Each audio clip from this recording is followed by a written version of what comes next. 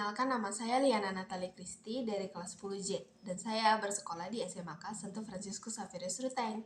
Dan hari ini saya akan menjelaskan tentang lembaga sosial.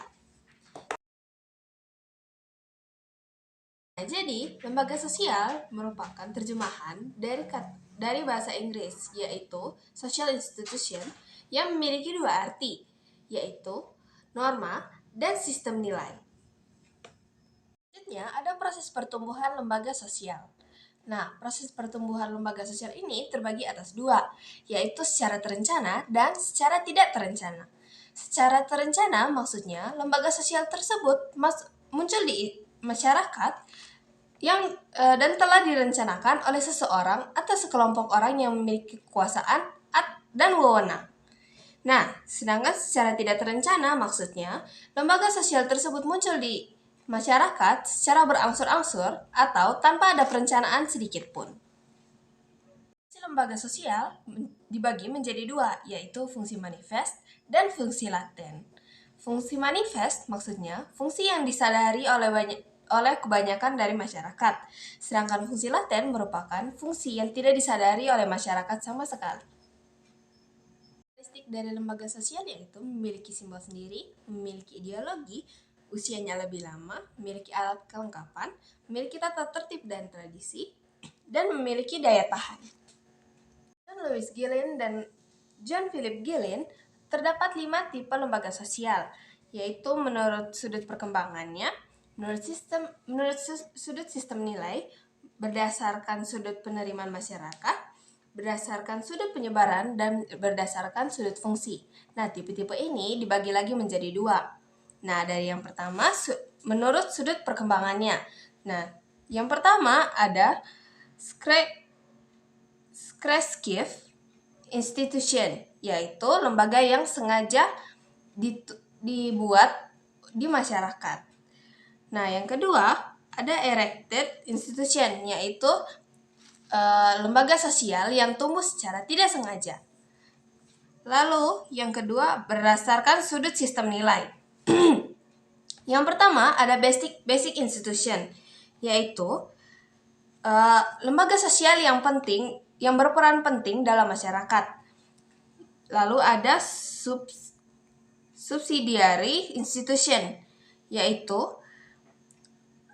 lembaga sosial yang berkaitan dengan hal-hal yang kurang penting.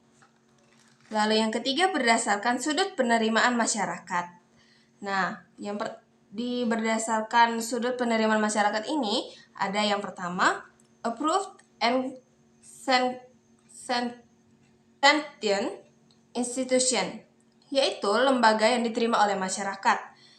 Lalu ada unsanctioned institution, yaitu lembaga sosial yang tidak diterima atau ditolak oleh masyarakat.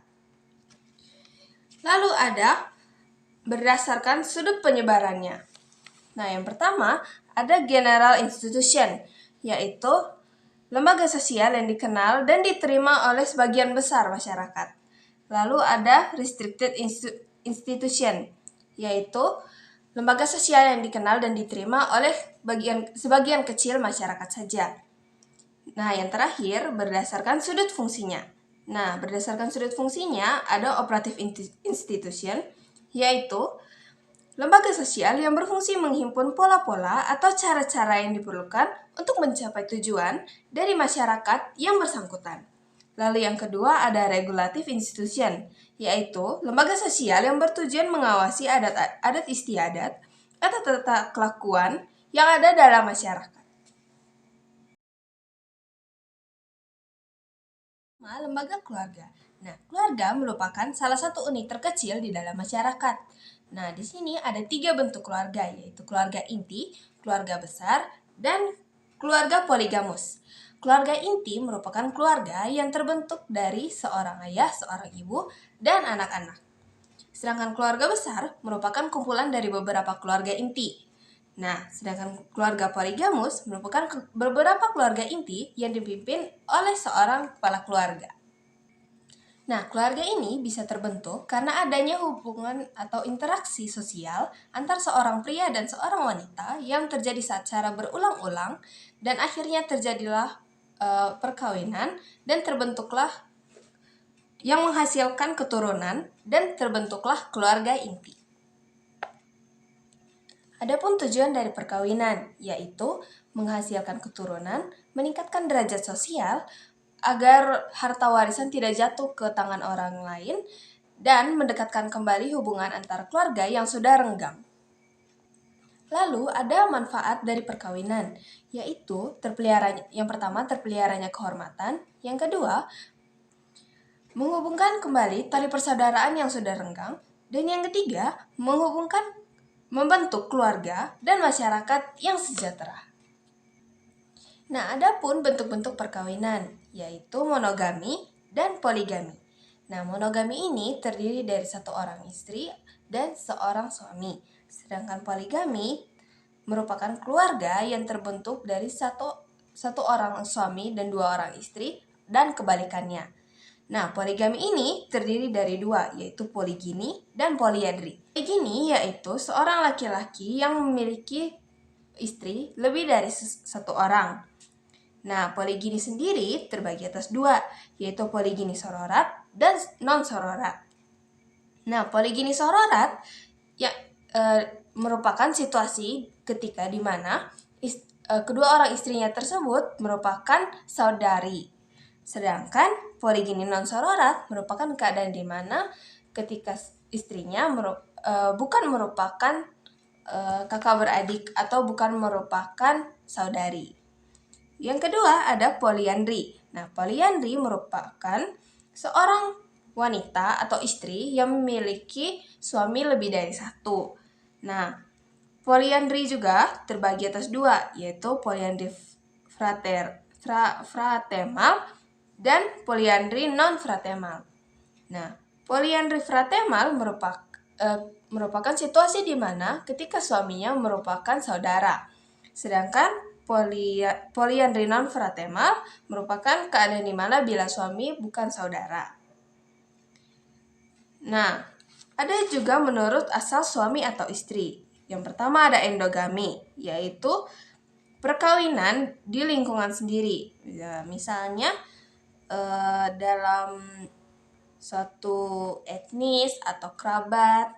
Lalu yang kedua ada eksogami, yaitu perkawinan yang dilakukan di luar lingkungan sendiri. Sosial memiliki dua fungsi, yaitu fungsi manifest dan fungsi laten. Nah, fungsi manifestnya yaitu mempersiapkan anggota masyarakat untuk mencari nafkah. Yang kedua, mengembangkan bakat seseorang. Yang ketiga, melestarikan budaya. Dan yang keempat, menanamkan keterampilan. Nah, sedangkan fungsi latennya adalah mengurangi pengendalian orang tua, menyediakan sarana untuk pembangkangan. Yang ketiga, mempertahankan sistem kelas sosial. Dan yang terakhir, memperpanjang masa remaja. Ada bentuk negara. Nah, bentuk negara ini terbagi atas dua, yaitu negara kesatuan dan negara federasi. Negara kesatuan maksudnya negara yang dipimpin oleh satu parlemen, satu lembaga, dan satu pemerintahan. Nah, sedangkan federasi merupakan negara yang terdapat beberapa negara lagi di dalamnya. Nah, bentuk pemerintahan terbagi atas tiga, yaitu republik, monarki, dan kekaisaran. Republik ini pemimpin negaranya merupakan seorang presiden, sedangkan monarki pemimpin negaranya adalah seorang raja atau ratu. Nah, sedangkan kekaisaran pemimpin negaranya merupakan seorang kaisar. Adapun fungsi lembaga politik yaitu memelihara ketertiban, menjaga keamanan, mengusahakan kesejahteraan umum, dan mengatur proses politik.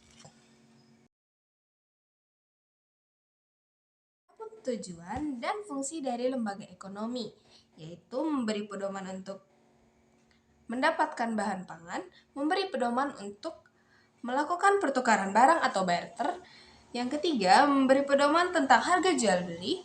Yang keempat, memberi pedoman untuk menggunakan tenaga kerja. Yang kelima, memberi pedoman tentang cara pengupahan. Yang keenam, memberi pedoman tentang cara pemutusan hubungan kerja. Dan yang ketujuh, memberi identitas diri bagi masyarakat. Agama yaitu sebagai sumber pedoman hidup. Yang kedua, mengatur tata cara hubungan antar manusia. Yang ketiga, merupakan tuntunan tentang prinsip benar atau salah.